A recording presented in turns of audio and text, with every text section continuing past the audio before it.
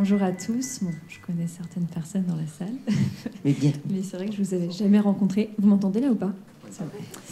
Donc oui, je ne vous avais jamais rencontré. Moi, donc Pauline Côme, j'ai 25 ans. Je suis la cofondatrice d'Atelier Verdé avec Clément qui est dans la salle. Et on fait des sacs à main où on revalorise de la matière, pas sur toute partie de nos sacs, mais on revalorise de la chambre à air notamment, du textile aussi parfois, et du cuir recyclé. Voilà. Et à côté de ça, il faut savoir que dès le début, j'ai commencé avec une entreprise où j'ai fait toute la partie textile. Donc, on accompagne les entreprises sur l'image de marque à travers le vêtement, notamment Pierre-Alexandre, où je lui ai fait toute sa gamme textile dans l'assemblée. Voilà. Donc, elle est même venue avec une petite surprise exprès pour vous ce soir. Elle en parle pour la première fois ce soir. Elle vient de créer l'agence Apollon. Oui, c'est ça. Voilà. Pour pouvoir rebrander l'ensemble des textiles des professionnels. Voilà. Donc, en fait, on le faisait, mais sans vraiment avoir de nom. On avait noté Agence Verdé, sauf que c'était trop... ça ressemblait trop à Atelier Verdé. Et du coup, on a décidé d'appeler ça Apollon. Voilà. Donc ça, c'était le scoop de Pauline. J'espère que vous êtes venus avec un scoop tous les deux aussi. Pas mieux. On va essayer d'en trouver un. Allez-y, messieurs, présentez-vous. Moi, je viens de exactement 200 mètres. J'aurais pu venir à pied. Donc, Bruno Bouygues, je dirige avec mon père Nicolas l'entreprise GIS. On est une ETI dans la machine-outil. Et je suis très heureux d'être là parce que je suis très favorable à tout ce qui touche l'innovation. L'innovation, on en parlera, c'est finalement dans l'échange qu'on a des idées. Et chaque parcours, en fait, donne aux autres une petite idée qu'il peut mettre en pratique. On parlait tout à l'heure avec Pauline de comment réindustrialiser la Mayenne pour que justement elle fasse fabriquer ses produits en Mayenne. Et je lui dis, tu sais, pense à Zara en Espagne. Il y a des bonnes idées, il faut qu'on t'aide à trouver des idées en Mayenne. Voilà, donc chaque fois qu'on parle d'innovation, je pense que c'est fabuleux et ça donne des idées à tout le monde. Eh bien, moi, je m'appelle Vincent Brault, je suis cofondateur d'Ecologia et d'Aquaponia. Je suis un petit peu le local de l'étape, puisque je suis né à peine 2 kilomètres, que j'ai vécu toute ma jeunesse à l'huisserie, et que plutôt que de faire comme tous ceux qui étaient avec moi à l'école, je me suis dit que j'allais rester dans le coin et essayer, à mon échelle, avec les moyens que j'ai et que j'avais à l'époque, de mettre en avant le dynamisme des acteurs du territoire. Et donc, je remercie Samia pour l'invitation, puisque c'est assez emblématique de ce qui m'anime au quotidien, une soirée comme celle-ci, où en fait, la multiplicité, quand je vous regarde tous, moi je vois des différences et des richesses, et donc autant de choses qui peuvent être stimulantes pour demain, pour nous préparer à ce qui nous attend dans le monde de demain.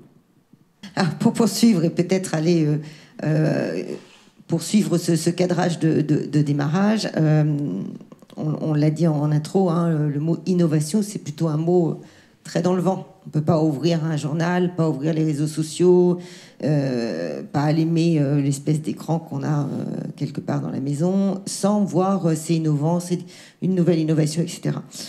Donc c'est devenu un mot de tous les jours, dans toutes les communications, à toutes les échelles, mais j'aimerais bien que vous, au fond de vous, dans votre idée à vous, quelle définition vous donneriez de l'innovation ? Et comment est-ce qu'elle se traduit, comment elle s'illustre en fait dans votre aventure, dans chacun de vos domaines? C'est à moi de commencer. Oh, mais tu vas pas commencer à chaque fois, Pauline. Ils vont s'y coller aussi. Hein. Tiens, d'ailleurs, c'est Vincent qui va commencer sur ce coup-là. Bien, eh bien, innovation, j'ai fait comme je fais un peu souvent, c'est-à-dire que je me suis dit que j'allais pas réfléchir que dans ma tête. Et donc, quand tu m'as parlé de cette soirée et de la thématique, je me suis renseigné autour de moi sur ce que pensaient les autres de l'innovation. Et j'ai essayé d'aller chercher dans les têtes qui n'étaient pas exactement faites comme les miennes. Donc j'ai demandé à des jeunes, j'ai demandé à des moins jeunes, à des gens qui sont déjà dans l'innovation, à des gens qui n'ont pas l'habitude de l'utiliser. Et ce que j'ai trouvé de dénominateur commun, mais bon, je vais pas, enfin, elle est assez simple à retrouver quand même cette définition, c'est quand même l'aspect nouveau et adaptabilité. Je pense que quelqu'un qui souhaite innover, souhaite se préparer à ce qui nous attend par la suite, quel que soit son domaine. Mais j'ajouterais quand même que l'innovation en tant que telle, il faut faire attention qu'elle reste bénéfique globalement. Ça peut pas, je vais prendre un exemple triste, mais si demain je découvre et j'invente une nouvelle arme de destruction massive, certains l'appelleront innovation. Donc j'essaie dans ma définition de me dire je vais innover, je vais faire quelque chose de différent, attention à tous les impacts qu'il peut y avoir sur tout l'ensemble des systèmes. Une notion de ligne rouge pour toi, quelque part Voilà, innover... En ce qui te concerne, dans tous les cas. Voilà, exactement. Ouais. Pour moi, l'innovation, ça doit être une vraie amélioration globale. C'est pas juste une amélioration technique qui peut faire pâtir dans d'autres secteurs. Ça doit être vraiment quelque chose qui est bénéfique globalement pour tout le monde sur du long terme. Alors, et toi, Pauline? Moi, de mon côté, je pense que, en fait, innover, pour moi, j'ai même du mal à mettre ce mot, dans le sens où je ne sais pas si vraiment j'innove, parce que dans le domaine de la mode, c'est tout le temps cyclique. En fait, les modes reviennent tout le temps. Et moi, je me considère des fois peut-être un peu à la marge sur ce sujet, dans le sens où je me dis j'ai envie d'apporter peut-être du quotidien ou des choses différentes dans la mode. Par exemple, la chambre à air, c'est du milieu agricole, ça vient dans la mode, il n'y a rien à voir. Mais c'est aussi ça qui fait peut-être la différenciation. Et je me dis que innover, si j'ai envie de mettre peut-être un mot, c'est plutôt de valoriser ce qui existe déjà. Et c'est aussi un de nos enjeux pour demain, de valoriser l'existant. Donc je me dis que... voilà, c'est peut-être ma définition en mode d'innover, de valoriser ce qui existe déjà. Dans la machine-outil, puisqu'on travaille dans la machine-outil, je pense que l'innovation est très incrémentale. Et c'est assez intéressant, c'est-à-dire qu'on a des produits existants et puis il y a des demandes clients auxquelles on répond mal. Donc on se dit à la prochaine génération, on va essayer de prendre en compte la demande client. On fait un petit incrément, puis ce petit incrément vous donne une autre idée. Ça fait un deuxième incrément, et puis en faisant ces deux incréments, petit à petit, on se rend compte que dans les processus de fabrication, bien, il vous apporte d'autres idées pour, au lieu de passer de zéro au premier puis au deuxième incrément, peut-être qu'on peut passer directement au deuxième incrément en enlevant des étapes de votre produit historique. Ce que j'essaie de dire, c'est que chez GIS, finalement, l'innovation, elle est incrémentale de clients, de fournisseurs, de collaborateurs. Et je pense à plusieurs machines qu'on a sorties récemment. Il y a eu une somme de petites touches qui sont arrivées, les unes au-dessus des autres. Et finalement, bien malin pour savoir quelle a été l'idée qui a fait que le produit a rencontré son succès. Et en fait, il y a peut-être 6 ou 7 idées qui ont été mises, qui sont venues d'origines différentes. On les a écoutées, on les a formalisées. On a fait un espèce de château de cartes. Et puis finalement, ça a touché un nouveau marché. Et donc, voilà, donc j'aimerais beaucoup parler de l'incrément. Chez J, c'est très important. C'est prendre aussi le risque de faire l'incrément. Et pour moi, dans l'innovation, il y a du risque. Et j'aimerais m'arrêter un instant dessus. Il y a une prise de risque parce que vous avez des clients existants, vous faites une modification, vous allez donc frustrer une partie de votre clientèle qui est très contente avec ce qui existe. Mais si vous ne la faites pas, eh bien, vous ne franchissez pas une étape. Et donc, c'est une forme de prise de risque qui doit être mesurée et qui doit être continuelle. Et c'est pour ça que chez GIS, on a verticalement intégré tous nos fournisseurs sur un seul même site pour justement, à chaque étape de la fabrication du produit, être capable de faire des petites modifications tous les jours pour rester finalement dans une démarche un peu linéaire et très allemande finalement de l'innovation. Cette notion de risque vous donne envie de réagir, Vincent ou Pauline ? Réagir, c'est toujours intéressant. Donc la notion de risque, alors je pense que sur Ecologia, ceux qui connaissent le projet depuis le début savent que le risque peut être partout, parfois assez démesuré par rapport aux moyens qui sont à l'instant T entre les mains. Innover, c'est évidemment prendre des risques, mais prendre des risques en étant bien à l'aise sur ses valeurs. En étant sûr que là où on essaye d'aller, c'est pour une bonne chose, pour une bonne raison. Et à partir du moment où on est convaincu que ça, j'ai envie de dire, ce qui est simple n'a que peu d'intérêt et ne va pas changer les choses à la mesure de ce à quoi on doit se préparer pour demain. Donc la notion de risque, elle est là, elle est prégnante. C'est aussi un stimuli, un déclencheur de ce pourquoi on se lève le matin. On prend le risque pour nous, on le prend pour les autres, et on le prend parce qu'on y croit, parce qu'on pense que c'est par là qu'il faut aller, coûte que coûte. Et quand on est dans l'innovation, il y a le risque. Il y a le risque aussi d'être, quand on est novateur, il va falloir convaincre autour de soi. Et la notion de convaincre ces gens à qui on va présenter quelque chose de nouveau, ben après, il y a différents regards suivant les tempéraments de chacun, suivant les parcours de chacun. Donc tout ça, c'est aussi à prendre en considération. C'est ça qui fait la beauté aussi, quand même. Oui, sans doute. Sans doute. Alors, une autre chose qu'on lit aussi très couramment, c'est que il faut un mindset particulier. Il y a une recette particulière pour innover. Donc, ce qui fait écho un peu au fait tout à l'heure où on pourrait dire que l'innovation est réservée à quelques rares visionnaires, etc. Et les recettes, on parle souvent de méthode, on parle de management des idées, on parle de capacité créative. Donc moi, j'avais surtout envie de vous demander, parce que entre ce qu'on lit et ce que chacun vit, on sent aussi qu'il peut y avoir des variétés finalement et des nuances. J'aimerais bien envie que vous me disiez, et vous pensez que c'est vraiment lié à un mindset ou à une recette particulière qu'il faut appliquer? Alors, je ne sais pas de mon côté s'il y a un mindset, mais en tout cas, je reviens toujours, il y a une volonté de prendre un risque à un moment pour faire quelque chose d'un peu différent. Et ça, c'est une évidence de mon côté. Je crois qu'il y a aussi le mot confiance qui revient assez... on a chez nous, et c'est peut-être un peu différent, on a une innovation qui est assez collective. Donc on a besoin de beaucoup discuter ensemble.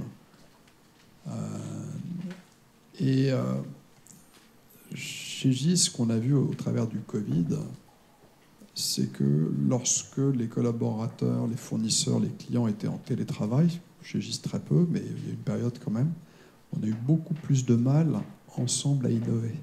Parce qu'en fait, on se rend compte qu'il y a une forme de confiance un peu animale lorsqu'on est un peu tous autour d'une table et que chacun dit une petite idée, on rebondit, et tout d'un coup, il y a une acceptation de l'équipe pour franchir une étape technologique, marketing, social, investissement, etc.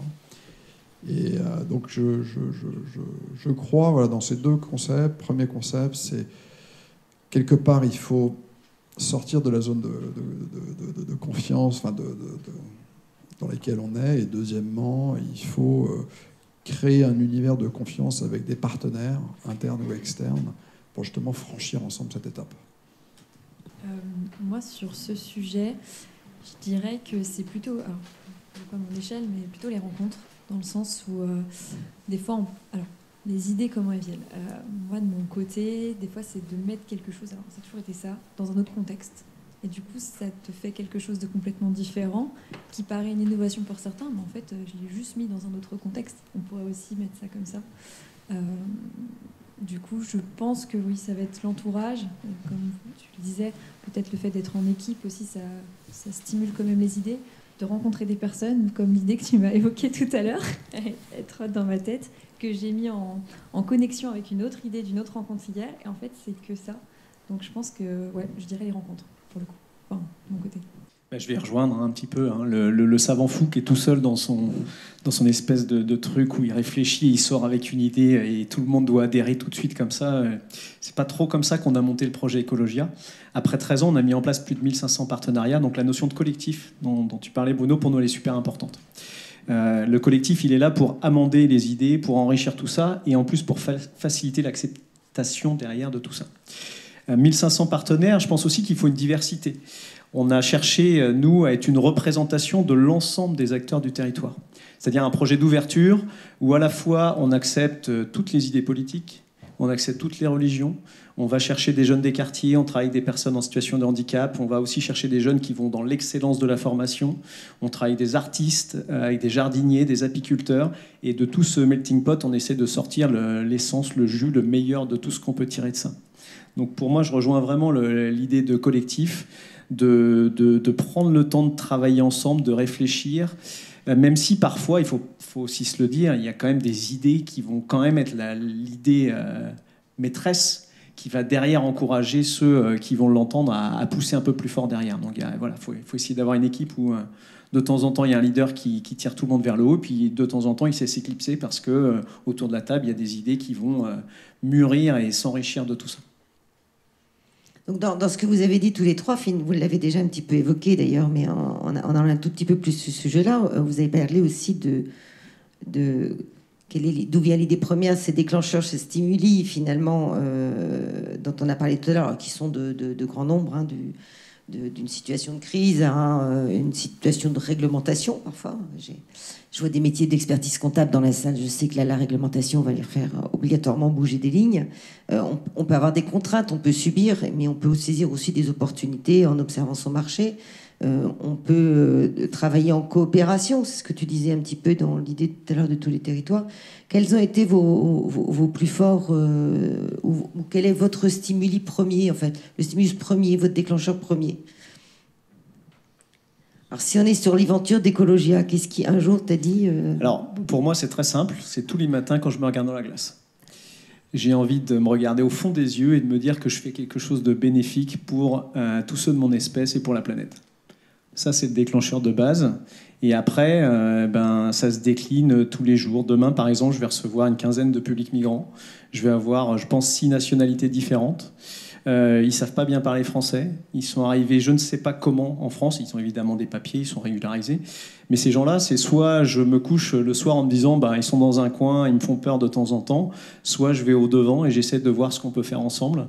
Et j'ai besoin le soir de me sentir serein sur ce qu'on va laisser. Je vois quelques jeunes, encore plus jeunes que les autres dans l'Assemblée. Je pense qu'on a même un devoir, nous, d'innover pour qu'on puisse être fiers de ce qu'on va laisser à nos descendants. Pour moi, c'est vraiment ce qui nous anime. Et ça veut dire on est 8 milliards sur cette planète. Et on est 8 milliards dans le même bateau.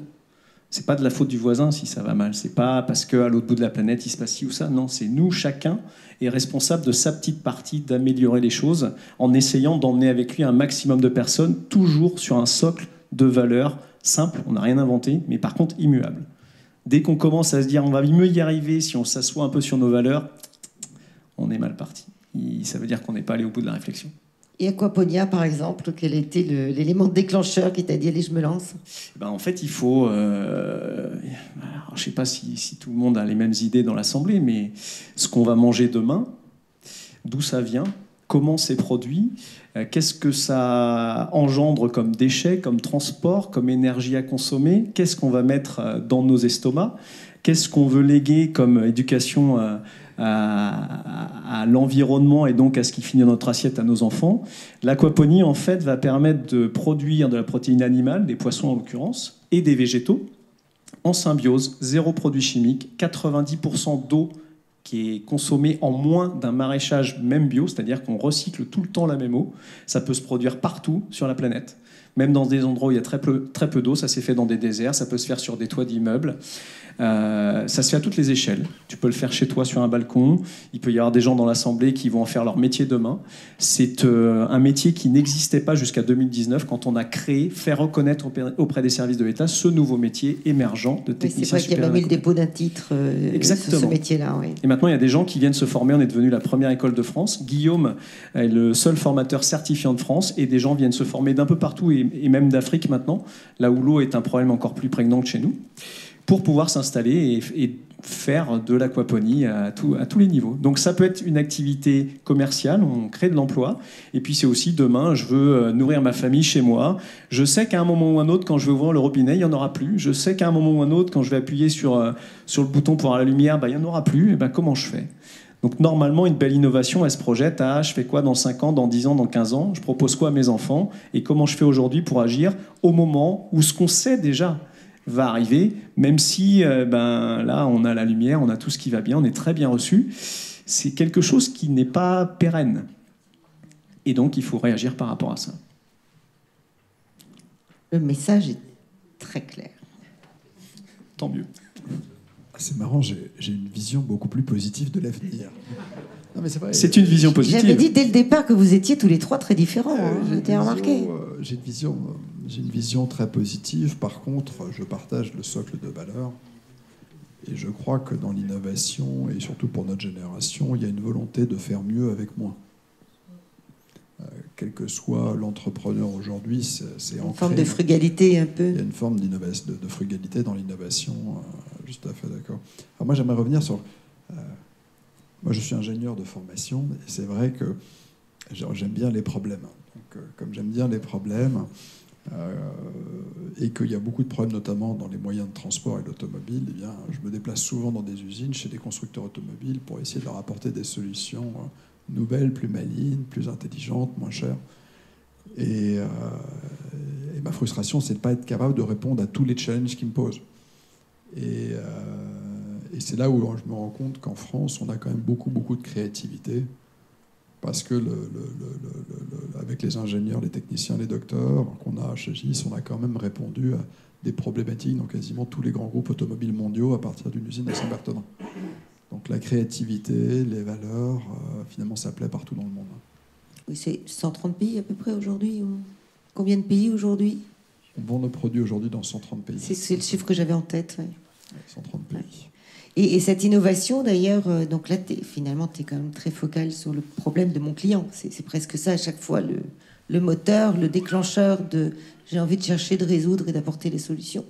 Est-ce qu'elle c'est la même mécanique qui se joue dans ces différents pays, puisque tu as ce voyage plus important que nous? Ce qui est frappant déjà dans mes voyages, c'est que quand j'ai commencé à voyager, alors je suis allé dans 110 pays, il y a 20 ans, peu de pays innovaient dans mes produits. Il y a 10 ans, donc par d'il y a 20 ans, on avait peut-être des concurrents dans 4-5 pays. Il y a 10 ans, on a vu émerger peut-être une petite dizaine de pays de plus qui s'industrialisaient et qui ont voulu se lancer dans beaucoup de produits différents, dont nos produits. Aujourd'hui, j'estime que j'ai des confrères dans 25 pays. Et quand je prendrai ma retraite, dans une quinzaine d'années, il y en aura peut-être dans 40 pays. Je pense que mes enfants verront de l'innovation dans mes produits peut-être dans 70 à 80 pays. Donc ce que je vois à l'international, c'est que tout le monde veut s'industrialiser pour créer de la richesse locale, pour importer un peu moins aussi, pour avoir des savoir-faire de transformation locale. Et donc la compétition internationale monte. Ça devient plus compliqué. Et dans l'innovation, chez nous, on voit que le produit est moins important que la solution. Et d'ailleurs, sur ce sujet-là, j'ai participé à la création de l'Alliance pour l'industrie du futur en France, où en fait, on va commencer à faire le tour de France pour réunir beaucoup d'acteurs industriels, du logiciel, des écoles, pour commencer à proposer des solutions globales. Parce qu'aujourd'hui, un petit produit physique, c'est qu'un tout petit élément de l'ensemble d'une chaîne. Il faut proposer en fait le produit, les logiciels, d'autres produits ensemble, la cobotique, la robotique. Enfin, il faut que les clients de demain demandent des solutions complètes. Moi, j'ai envie de dire, il y a deux choses dans mon métier de styliste. Avec la marque, on va dire que j'apporte quelque chose aux gens.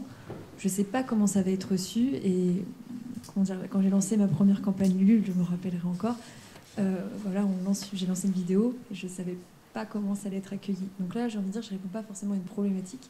Et à côté de ça, quelque chose que j'adore aussi quand j'accompagne des entreprises, c'est plutôt, je vais répondre à un besoin et je vais apporter quelque chose à une problématique. Et du coup, ce que je vais adorer, c'est quand je vais les voir contents avec leurs produits. Donc je pense que c'est deux choses différentes. J'ai envie de dire que partir de l'innovation en apportant quelque chose aux autres, ou partir en répondant à un besoin client au final. Donc, c'est vrai que sur les deux métiers, c'est deux prismes totalement différents de création, en fait, de satisfaction d'ailleurs. Les deux me font plaisir en fait. Je trouve que les deux sont complémentaires au final parce que me font, comme je disais, apportent des solutions l'un à l'autre en fait. Font des liens. Voilà. Je vois ça comme ça. Il y avait un autre point sur lequel j'avais vraiment envie de vous entendre parce que donc on a un parcours très très jeune avec nous, donc je vais lui poser à Pauline la question un tout petit peu différemment de vous deux messieurs, mais vos parcours sont, on l'a compris, extrêmement différents, vos métiers sont aussi très clairement différents. Votre vision de l'innovation, il y a des points quand même très, très communs.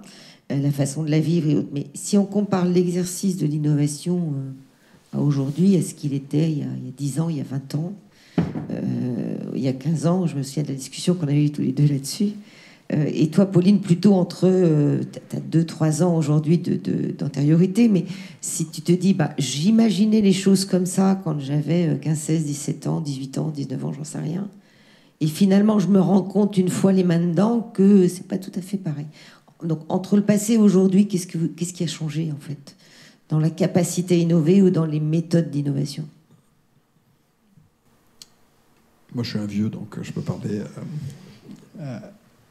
Je n'ai pas dit ça, Bruno. Hein. Non, mais chez nous, il y a eu 2 points qui ont été fondamentaux. C'est que j'ai vécu la digitalisation du monde.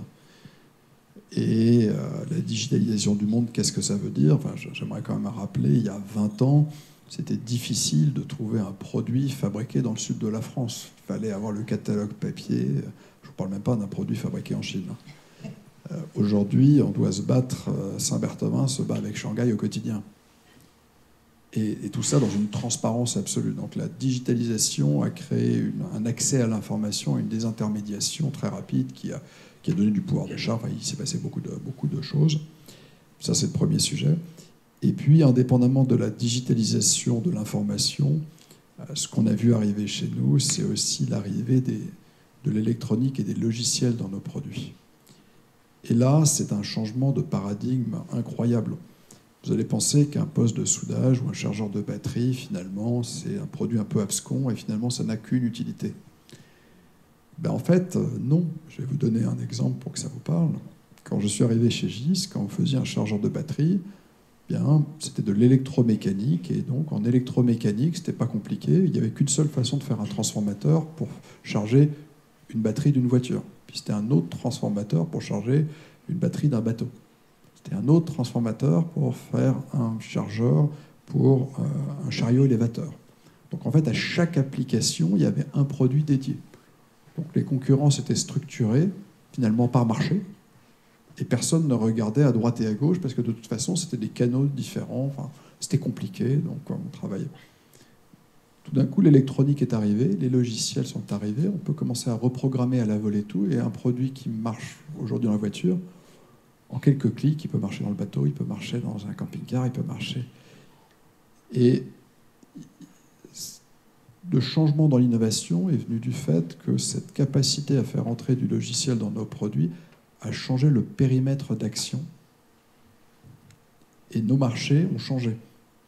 Donc les concurrents que j'ai aujourd'hui, par exemple, dans les chargeurs de batterie, ils ont tous disparu presque en Europe parce qu'ils ont été pris par les Chinois. Mais par contre, en ce moment, je suis frontal avec des acteurs qui viennent du chariot élévateur ou de la marine. Parce qu'eux aussi, ils ont vécu cette digitalisation, ils sont entrés dans la voiture avec des technologies de la marine. Et donc, premier sujet, c'est voilà, digitalisation, donc meilleur accès à l'information, donc plus grande concurrence. Et deuxièmement, digitalisation du produit, où tout d'un coup, votre périmètre d'action, vous avez intérêt à passer du temps à réfléchir à qui sont vraiment vos clients. Et ça, je vais donner un deuxième exemple pour que ça parle. On se dit un poste de soudage, ça sert qu'à souder. Ben, en fait, c'est un onduleur. Si c'est un onduleur, tiens, à côté d'un poste de soudage, est-ce qu'il n'y a pas un autre produit qui ressemble et qui utilise une technologie d'onduleur? Exemple, vous êtes sur un pipeline, parfois le pipeline, vous le tirez sur le sable, il va être chargé magnétiquement, il faut le démagnétiser. Ben, il faut un onduleur pour démagnétiser, parce que vous ne pouvez pas finalement mettre la brique logicielle dans votre poste de soudage et tout d'un coup, votre poste de soudage, il fait démagnétisation et soudage.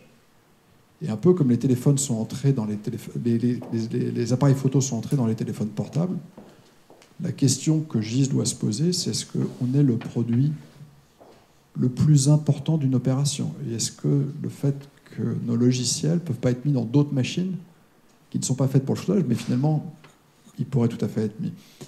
Et donc, la question qui a été la plus difficile, et je passe la main après, pour nous, ça a été finalement, c'est quoi notre marché? Et comment on se défend pour des formes d'innovation nouvelles qui viennent finalement, naturellement, cannibaliser nos marchés. Je ne sais pas quand est-ce que vous avez acheté un appareil photo. Pas depuis au moins 15 ou 20 ans. Est-ce que vous avez même l'envie d'acheter un appareil photo? Non, parce que je l'oublie toujours. J'ai arrêté d'en acheter. Mais c'est pas. Mais parce que mon téléphone en fait, oui. Oui, mais Bien sûr. Mais vous avez vu, donc, un autre produit a pris votre fonction avec un tout petit bout de hardware et beaucoup de logiciels. Et j'ai le même problème chez moi. Et donc la question, c'est, et je me pose cette question tous les jours, c'est quels sont les produits de demain qui peuvent me prendre 100% de mon marché? Parce que faire un onduleur, c'est pas si difficile que ça. Ouais, excusez-moi. Alors, moi, c'est vrai qu'au niveau du parcours, c'est plus jeune. Mais entre ce qui t'imaginait et la réalité, finalement. qu'est-ce que je mets? Alors, déjà, je ne me voyais pas entrepreneuse si jeune. Voilà. Touche le menton. Vous m'entendez mieux? Touche le menton comme ça sera plus... Là, c'est mieux. Ouais. Ah oui, en effet. Je m'entends mieux. Oui, donc je ne pensais pas entreprendre si jeune. Donc, tout est lié aussi aux rencontres. Mais c'est vrai que, par contre, quand on parle d'innovation et de comment on a les idées, en fait, l'idée, je l'avais déjà à 16 ans. Pour la petite histoire, la chambre à air, je la recyclais, je la tricotais à l'époque, donc plutôt artistique. Voilà. Je la coupais en fil, mon père agriculteur. T'as pas fait ça, Vincent, encore tricoter de la chambre à air? Non, et encore pour la petite histoire, moi, je le dis pas à tout le monde, je tricotais de la ficelle de Romballeur. Voilà. Donc, voilà. Donc je m'amusais déjà à revaloriser des matières. Et ce qui est intéressant, c'est qu'aujourd'hui, c'est un vrai sujet. Sauf que moi, à l'époque, donc ma prof qui était très tournée mode, c'était déjà un vrai sujet dans nos projets. C'est-à-dire que moi, j'avais déjà ce côté un peu entrepreneur. On était tout le temps en train de créer des nouveaux projets, pas que dans la mode, parce qu'à appliquer à Laval, en fait, c'était dans le design, c'était dans le graphisme, etc. Et il y avait déjà ce côté un peu entrepreneur à 16 ans, sans me rendre compte, parce que j'avais pas tout le côté derrière que je connaissais pas abstrait. Mais au final... Pour j'en viens à dire, les idées viennent, je sais pas comment dire, c'est toute une chronologie de rencontres et d'histoires en fait, dans ce que je vois dans mon parcours en tout cas. J'arrive à parler. Les idées, comment je dis, s'améliorent de rencontre en rencontre et passent d'une idée qui n'était pas concrète à quelque chose de plus concret. Voilà. Quelque chose qui se monte finalement au gré du temps et au gré des rencontres. C'est ça. Exactement. Et aussi, ce que je voulais dire par là, c'est que, par exemple, dans mon cursus, je suis partie en Corée du Sud, à peu près, 4 mois. Et je me rends compte que des fois, les idées qui sont... pour moi, c'était il y a 6-7 ans, la revalorisation de matière, ça arrive que maintenant. En Corée du Sud, je me rappelle, il y avait rien à voir, il y avait des sandwichs carrés. Et je m'étais dit, je suis sûre que ça va arriver en France. Et là, 4 ans après, ça arrive en France, dans Paris, dans tous les convenience stores. Et en fait, je me dis, des idées qui peuvent paraître novatrices chez l'un sont au final... déjà bien avant, quoi. Enfin, voilà. Du process. Et alors toi, il y a 15 ans et aujourd'hui, il y a 15 ans, quand tu es allé parler de développement durable et d'écologie. Ah oui, ça, d'accord. Il y a 15 ans. Alors, il y a 15 ans, quand on présentait notre projet, on avait à l'époque 3 thématiques. L'eau, on a la plus grande réserve d'eau potabilisable de toute la région, qui sont les anciennes carrières. Le patrimoine, tu en as parlé, on part tout le temps d'une histoire, enfin Samia aussi, tu en as parlé, on parle d'une histoire, et donc on a invité tous ceux qui ont vécu sur le site avant 1963, et la 3e thématique, c'était le développement durable. Et quand je présentais ça à des gens comme vous dans l'Assemblée, j'avais des points d'interrogation dans les yeux des gens qui étaient en face. Il y a 15 ans, soit le développement durable, les gens ne connaissaient pas encore la notion, soit ceux qui s'appropriaient un peu la notion nous disaient faut trouver un autre truc, c'est pas sexy les gars, hein, ça va pas déplacer les foules votre truc, avec l'humain au cœur de tout ça. Et donc on a changé, on appelait ça écologie.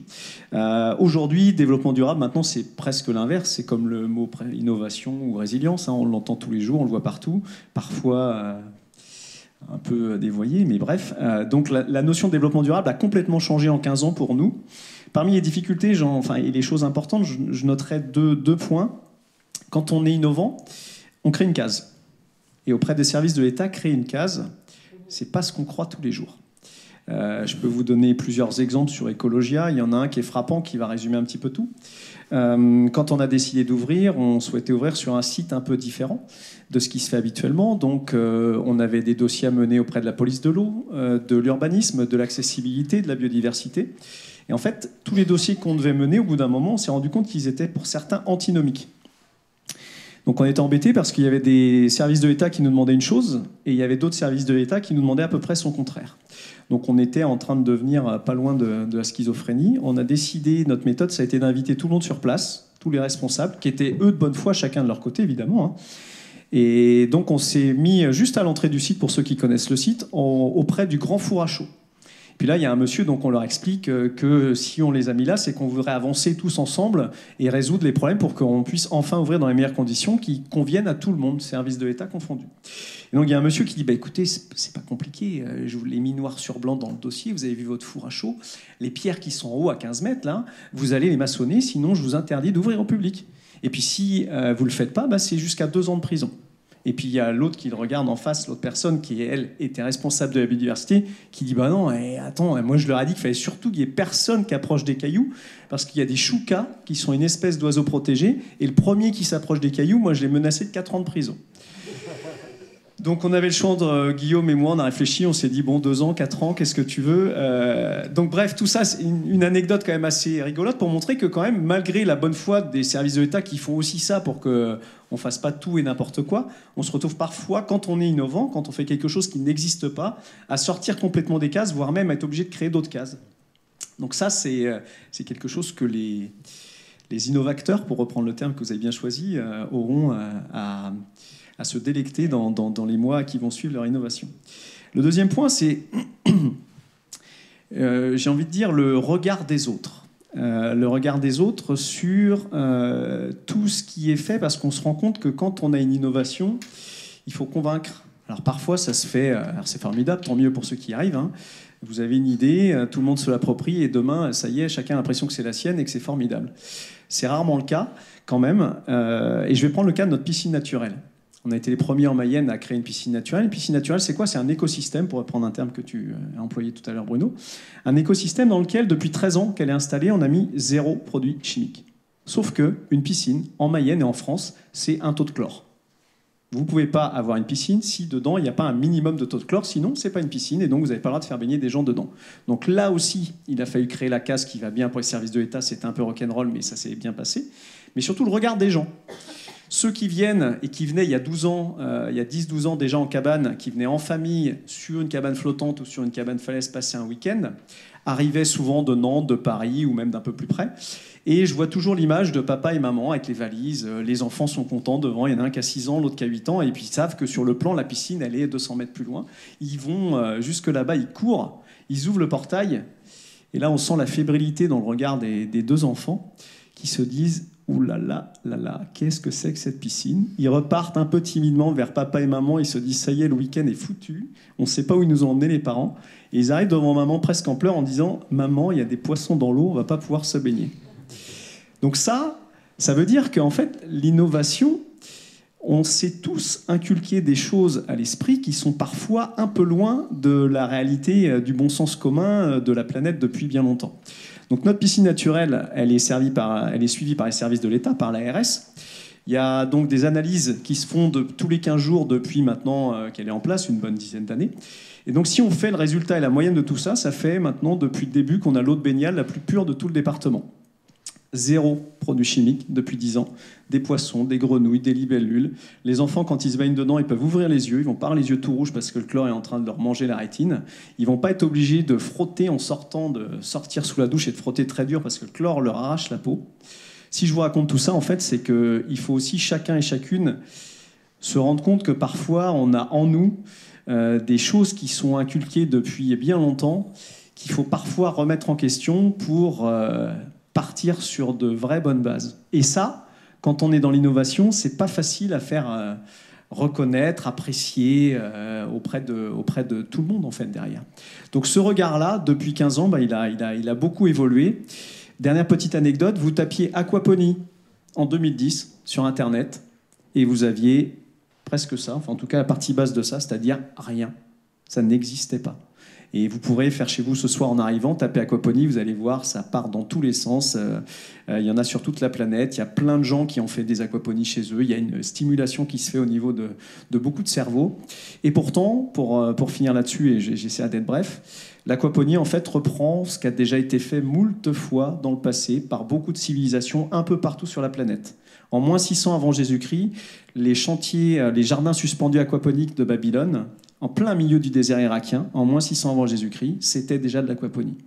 Les Chinampas, qui ont permis aux Aztèques de sédentariser et de créer la ville de Mexico, les Chinampas, c'est une forme d'aquaponie. Et on a les premières traces d'aquaponie en Chine. Dans les rizières, vous aviez tout le temps le riz qui était couplé à une production de poissons. Donc les deux allaient ensemble. Donc en fait, pour moi, innover, c'est aussi reprendre ce que la nature nous apprend depuis bien longtemps. J'ai été long, je suis désolé, pardon. Ah non, pas du tout, c'était passionnant. J'ai beaucoup aimé les choucas, moi. Ce que j'ai beaucoup aimé dans les deux passages qu'on vient d'entendre, c'est aller regarder un peu ailleurs ce qui se passe. Et je dois dire que pendant longtemps, je dis que c'était une PME et on exportait. Et puis un jour, on a décidé de créer une filiale commerciale.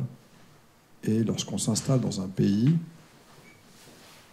et qu'on commence à essayer de comprendre les règles et puis qu'on devient client-fournisseur de soi-même, en fait, on change son point de vue de façon complète. Et en fait, c'est ça l'extraordinaire atout du voyage.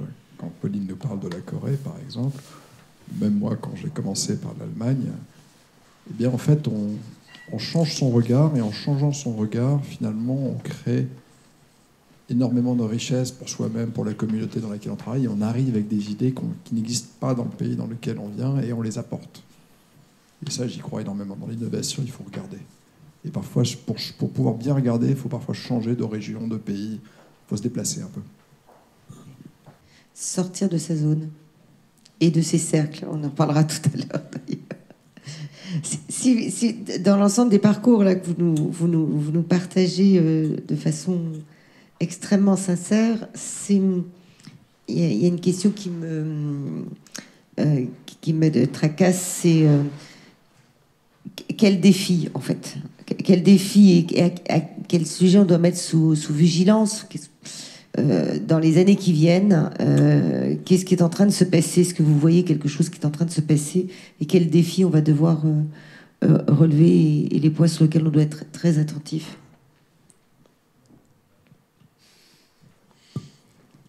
Si je prends le micro, là, j'arrête pas, là. Mais je savais très bien, Bruno, qu'il y avait des choses à dire sur le sujet. C'est pour ça que je voulais revenir là-dessus.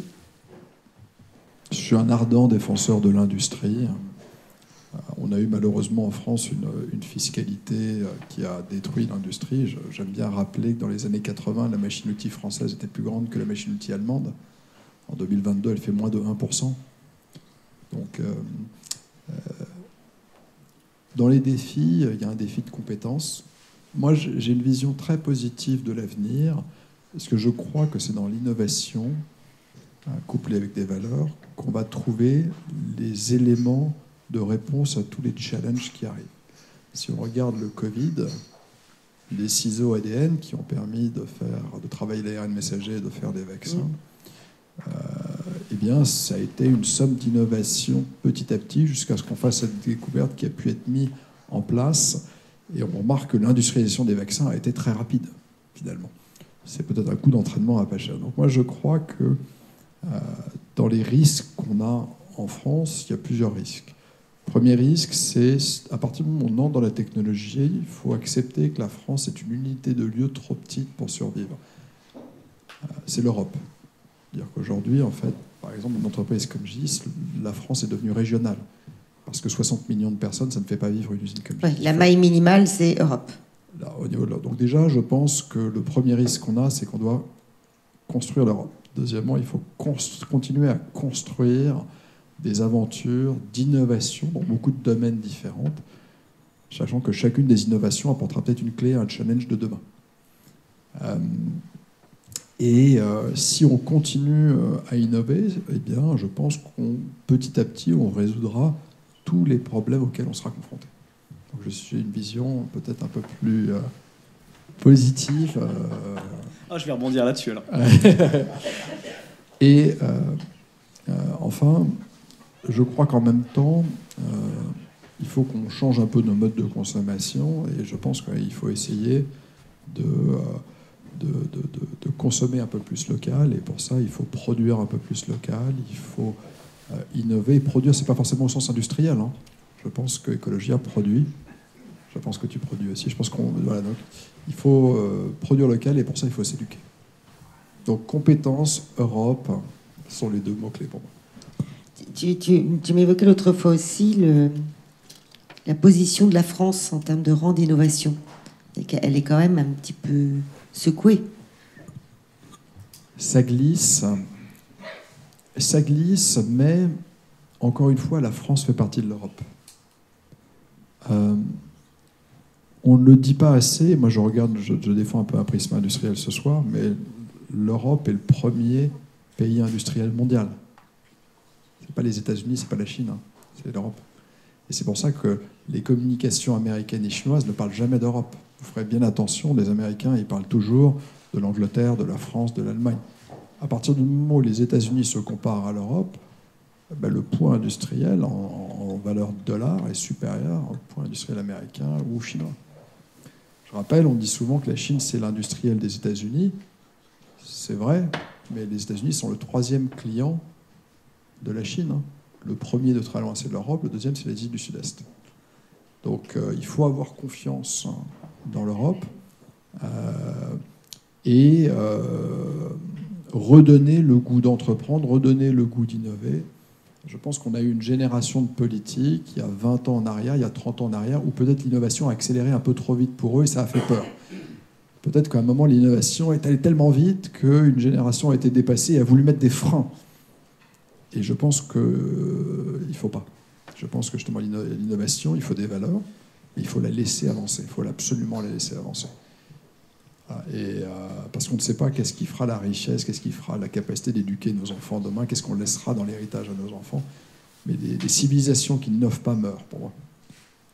Ce qui peut être compliqué, par exemple au niveau industriel, quand tu parlais de tout ça, c'est que quand tu démarres, en fait, tu es confronté à une politique où soit tu fais du volume, soit tu fais du prix ou de la qualité. Et moi, dans mon secteur, c'est un secteur qui est en pleine mutation, où le milieu de la mode est en train de beaucoup bouger. Il y a beaucoup de réindustrialisation, il y a beaucoup d'ateliers qui se créent. Enfin, il y a notamment le CIP français qui a créé tout un écosystème où il essaie de réindustrialiser pas mal de choses avec les acteurs qu'ils veulent. Mais malgré tout, il y a quand même toujours, on va dire, les extrêmes, dans le sens où j'ai l'impression qu'on produit en France, du coup, pour vendre à l'étranger, ou on produit à l'étranger pour vendre en France, mais l'entre-deux est quand même très compliqué. Et en fait, moi, c'est des questions que je me pose tous les jours, c'est comment arriver à trouver cet entre-deux, ou est-ce qu'il est vraiment possible voilà. Il y a des entreprises qui le prouvent, mais il y en a quand même très peu. J'ai pas assez de retour, et je suis pas industrielle sur ces sujets, mais peut-être que tu aurais la réponse à me porter. Voilà. Alors, je peux te donner quelques pistes sur les produits premier prix. Je ne suis plus compétitif en France et GIS a une deuxième usine en Asie pour l'instant. Tant que les taxes carbone aux frontières ne seront pas mis en place, en fait, je n'ai pas le choix que d'avoir pour mes premiers prix des produits faits en Asie. GIS va garder son usine en Asie, mais mon idée à moyen terme, c'est d'ouvrir une deuxième usine en Europe, peut-être en Europe de l'Est. Et à partir de l'usine française, qu'est-ce que je fais ? Je fais du moyen et haut de gamme à très forte densité technologique pour un segment de marché qui a les moyens de me l'acheter. Donc j'ai les mêmes problématiques que toi et j'essaie d'y répondre et j'ai trouvé ma niche. Alors, qu'est-ce qu'il faut faire pour relever ce défi ? Quel défi déjà faut-il relever, selon toi ? Alors, Est-ce qu'il y a des défis devant nous qu'il faudra relever ? Je pense qu'il y a des choses Alors, on a évoqué plein de choses ce soir, c'est passionnant. Il y a des points sur lesquels, à mon avis, il faudrait plus de temps pour pouvoir avancer. Mais ce sera l'occasion d'autres rencontres, évidemment. Donc, c'est très bien. Moi, quand j'étais petit, j'étais à l'école de l'huisserie. On m'apprenait les dinosaures. Et puis après, un peu plus tard, on m'apprenait les animaux de la savane, toute la richesse faune et flore qu'il y avait sur la planète. Et moi, je pense que mes petits-enfants, on leur expliquera qu'il y avait des animaux du temps de son grand-père, mais que la plupart ont disparu. Ça, pour moi, c'est un vrai défi. Je pense que bien se préparer au monde de demain, c'est-à-dire avoir une vision globale, qu'elle soit géopolitique, qu'elle soit climatique, qu'elle soit politique, qu'elle soit de technologie industrielle, sur l'éducation, sur à peu près tous ces sujets-là, est nécessaire pour être capable de préparer positivement la suite. Je suis un positif dans l'âme depuis que je suis né et je vais mourir comme ça. Néanmoins, ça veut dire que quand la tempête arrive, il ne faut pas faire comme si on reste en maillot de bain et il va faire beau toute la vie, quoi.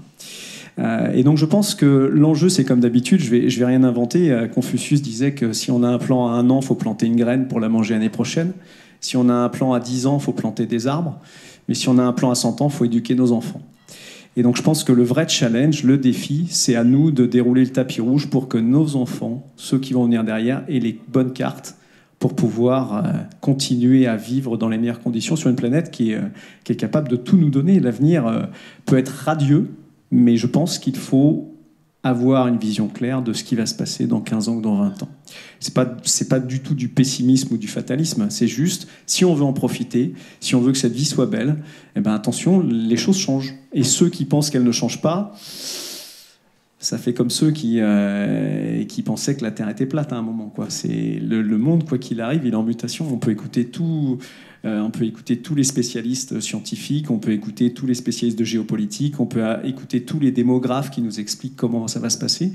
Il va y avoir des mutations. L'innovation doit répondre à ces problématiques qui sont planétaires, mais qui peuvent aussi avoir des réponses qui sont locales, notamment sur la nourriture, sur l'éducation, sur les énergies, sur un peu tout.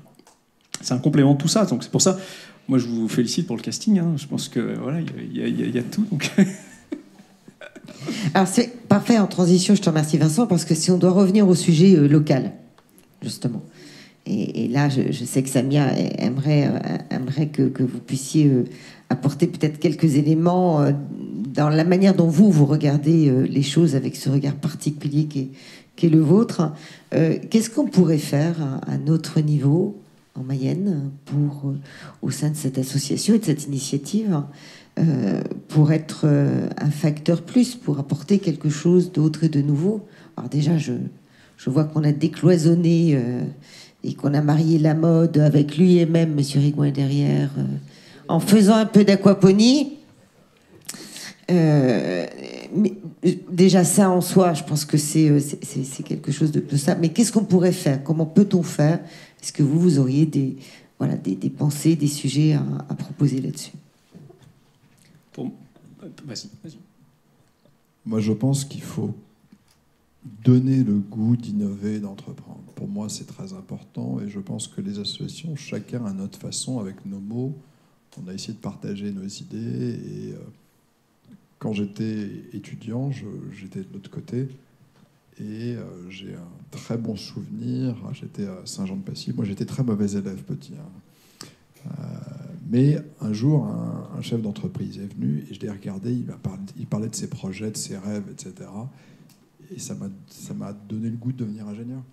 Je pense il faut donner le goût, je pense. Donc, toutes les actions comme cette association qui peuvent donner le goût d'innover, d'entreprendre, je trouve qu'elles sont fabuleuses. Il faut les mettre en avant. Je suis assez d'accord avec ça. C'est peut-être aussi, comme je disais au départ, par les rencontres. Et ce que tu me dis, ça me fait penser aussi aux micro-entreprises, enfin les micro-entrepreneurs. Mince, on m'entend toujours plus. Je disais que les rencontres sont importantes et que déjà, le fait de se rencontrer dans l'assemblée, on a tous des profils différents. Je pense que rien que ça, déjà, ça peut aider à créer des connexions.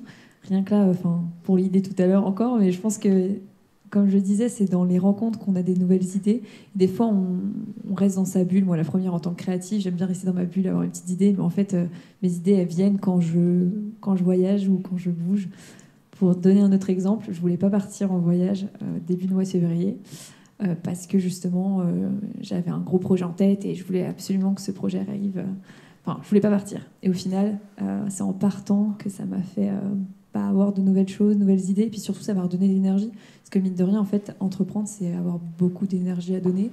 Et c'est pas toujours évident de la garder. Donc, les rencontres aident à garder cette énergie, rencontrer de nouvelles personnes avec plein de nouvelles idées. Et c'est pour ça que Vincent, il va à la pêche à la truite pendant 4 jours. C'est ça, voilà. Tu veux que j'en parle, hein, c'est ça. Non, je pense que parmi les choses qui sont à faire, c'est déjà très bien parti.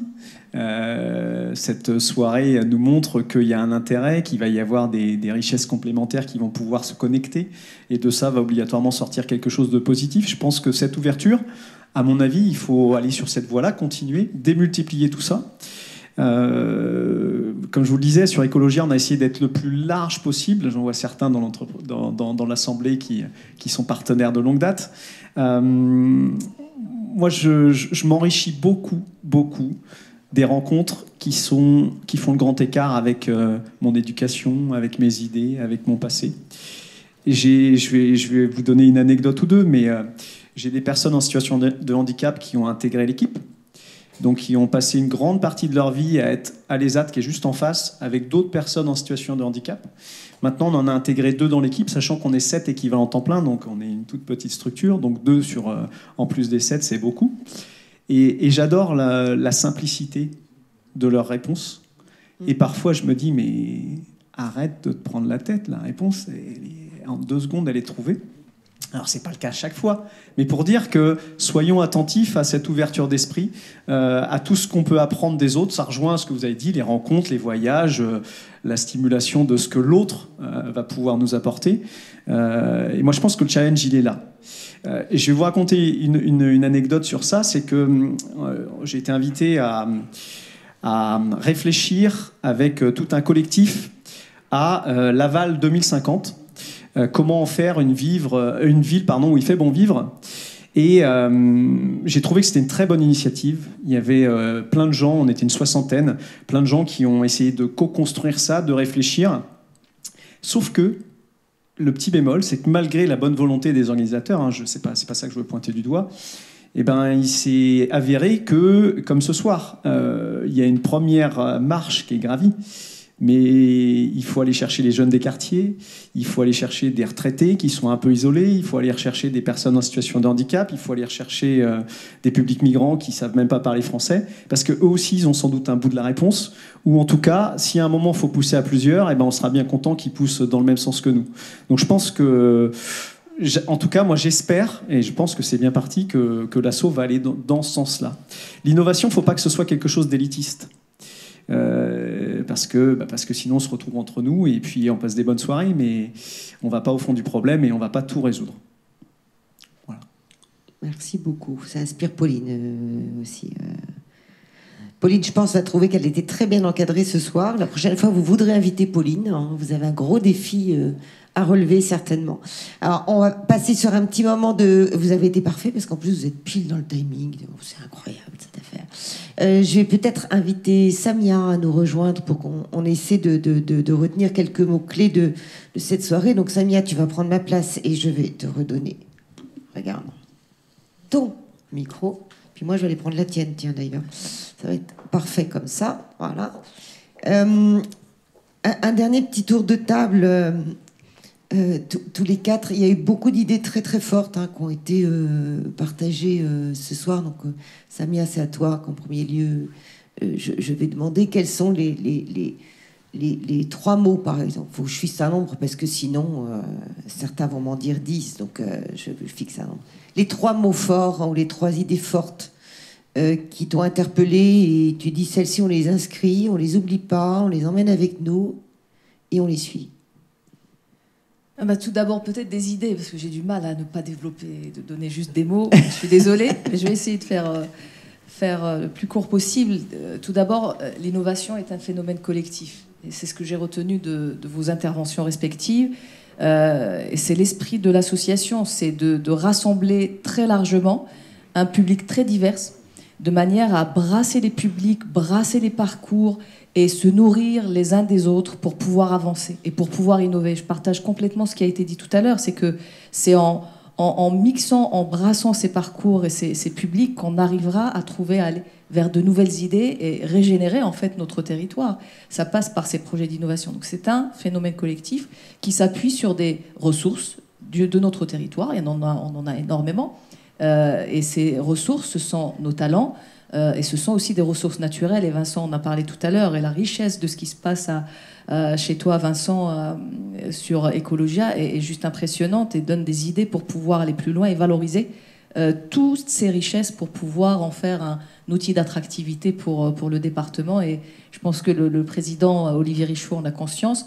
Et puis peut-être un point qui m'a marqué, c'est que l'innovation, innover... le terme est difficile à définir en fait. Chacun définit la notion d'innover et d'innovation selon son parcours, selon sa perception de l'innovation. Mais ce que j'ai retenu, c'est que l'innovation, c'est d'observer ce qui se passe autour de nous. On n'invente rien. D'ailleurs, si les deux mots existent, c'est que l'invention et innovation, c'est pas la même chose. L'innovation, c'est observer ce qui nous entoure, s'en inspirer pour aller plus loin, pour améliorer le quotidien des gens qui nous entourent. Et je pense que ce sont effectivement des valeurs qu'on partage tous ensemble et qu'on va défendre dans le cadre de cette association, je l'espère. Alors, tous les trois, chers parrains et chères marraines, qu'est-ce que vous auriez, vous, envie de dire à Samia en disant on a quand même parlé de ça ce soir, ce serait bien qu'on poursuive ces idées-là et que l'ASSO continue de travailler sur ce point ou ce point. Qu'est-ce que vous auriez envie de lui dire? La première chose, c'est merci et fonce, continue. C'est bien parti. Ça peut pas être plus sincère que ça, Samia. C'est bien lancé. Si tu disais 3 mots. Ouais. Alors je vais rappuyer une fois de plus sur l'ouverture. Pour moi, la richesse, elle est là. Et surtout, ça permet d'éviter les clivages, les notions de conflit, les notions d'adversaire, de c'est de ta faute, c'est pas de la mienne, tout ça. Donc ça permet de tout ça, en fait. Non seulement ça met des forces de son côté, mais ça enlève des forces du côté de ceux contre quoi on va se battre. La deuxième chose, la notion évidemment de mentoring, j'aime bien aussi, enfin, d'avoir des gens qui sont source d'inspiration. Tu parlais de la nature, d'imiter, d'observer. Ma source d'inspiration, elle date d'il y a bien plus longtemps, puisque c'était Rahan. Je ne sais pas s'il y en a qui connaissent la BD. Donc, c'est un homme préhistorique qui a résolu plein de problèmes parce que le matin, il a découvert que la nature, elle était capable de lui amener la solution à son problème qu'il trouvait l'après-midi. Donc, faut aller chercher l'inspiration. Je pense qu'en Mayenne, on a des sacrés talents. On a des artistes, on a des chefs d'entreprise. Je vois par exemple sur Ecologia, nous on a eu la chance d'avoir un collectif qui s'est monté en 2016. Je vois Eric qui est présent, je vois quelques visages connus ici. Patrick Gruot a été pour nous une source d'inspiration incroyable, qui en plus d'être une source d'inspiration a été un capitaine qui a permis de renforcer l'équipe. Donc à chaque fois, c'est de se dire que quelqu'un peut apporter quelque chose qui va être en plus de ce que moi je suis capable d'apporter, une complémentarité, un pulse, avec chacun une bonne pièce. Il n'y a pas de pièce meilleure que d'autres, mais il y en a certaines qui vont permettre de s'assembler et puis d'avoir quelque chose de cohérent à la fin. Moi, j'ai pas de troisième mot. Moi, je disais merci Samia, vraiment pour l'invitation. Et moi, ce que je retiens, pareil, ça serait vraiment je sais pas pourquoi, mais faire des conférences où on a à chaque fois des personnes avec des points de vue différents et de différents milieux. Je pense que c'est super intéressant en fait, parce qu'on n'a pas du tout les mêmes visions. Et du coup, ça fait résonance des fois avec d'autres idées. Donc, peut-être continuer dans ce sens-là. Voilà. Je suis tout à fait d'accord. Diversité, ouverture, racines. On dit souvent chez GIS qu'on a des ailes parce qu'on a des racines. Et c'est vrai, nos collaborateurs sont très ancrés ici sur le territoire. Et c'est parce qu'on sait d'où on vient qu'on sait où on va. Donc, voilà un peu les 3 mots que je dirais. Merci beaucoup d'avoir joué le jeu à tous les 3. Vous avez été un vrai bonheur partagé. Et je laisse le dernier mot à Samia qui vous fait une petite annonce avant de clôturer la soirée. Voilà, donc comme vous l'avez compris, on a besoin de vous. Le choix qui a été fait, puisque je vous rappelle que c'est une soirée privée avec des personnes qu'on a identifiées comme étant des personnes clés pour faire avancer l'association. On a besoin de vous pour identifier les talents qu'on mettra en valeur à l'occasion de nos soirées. On en a identifié un certain nombre avec des thématiques très très diverses. On a l'enseignement supérieur, je vois Sylvie qui est ici, on a l'agriculture, il se passe énormément de choses sur nos exploitations agricoles et je pense qu'il faut qu'on mette en avant nos agriculteurs dans l'industrie, avec le témoignage de Bruno, à la présence d'un certain nombre d'industriels ici, des artisans aussi, Céline, que j'admire pour son parcours et pour tout ce qu'elle fait, tout ce qu'elle crée sur le territoire et bien d'autres artisans. Donc on a besoin de vous pour identifier ces talents, nous mettre en lien avec ces Mayennais pour qu'on puisse les mettre en avant à l'occasion de nos soirées. Et puis la première conférence, je vous ai parlé tout à l'heure de soirées thématiques, on en organisera 2, 3 parce qu'on est des bénévoles au sein de l'association, on va essayer de se mobiliser nos réseaux respectifs. La première soirée, on a voulu une soirée de lancement de ce cycle de conférences sur l'histoire de l'innovation en Mayenne. Ça m'intéresse de savoir comment est-ce que ce territoire a abordé l'innovation tout au long des des siècles, des périodes dans le textile, dans l'agriculture. Et on va mobiliser quelques historiens pour venir nous raconter l'innovation en Mayenne. Et ce sera le 14 juin prochain, sous le format que je vous ai précisé, sans doute à 18h comme ce soir. Donc je vous attends nombreux. Et cette fois-ci, ce sera une soirée publique ouverte à l'ensemble des Mayennais qui souhaitent se joindre à nous. Donc, l'histoire de l'innovation. Je pense que ça va être passionnant. Voilà, merci à chacune et chacun d'entre vous. Un grand merci aux parrains, la marraine qui ont bien accepté d'accompagner cette aventure. Et puis on invite les Mayennais qui souhaitent marrainer l'association à se joindre à nous avec grand plaisir. Merci aussi aux bénévoles qui m'ont accompagné dans cette aventure. Ça fait quelques mois qu'on travaille sur ce projet. Donc ce qui nous rassemble, ce qu'on partage, c'est la passion. On l'a senti dans les interventions de nos parrains et de notre marraine, c'est la passion. Ce qui anime en fait quelqu'un qui innove, c'est d'être passionné, d'être attaché à son territoire, et c'est ce qu'on souhaite mettre en avant avec cette association innovante, la Mayenne en action, comme on vous l'a présenté tout à l'heure. Merci à chacune et chacun d'entre vous pour votre présence et votre mobilisation à notre côté.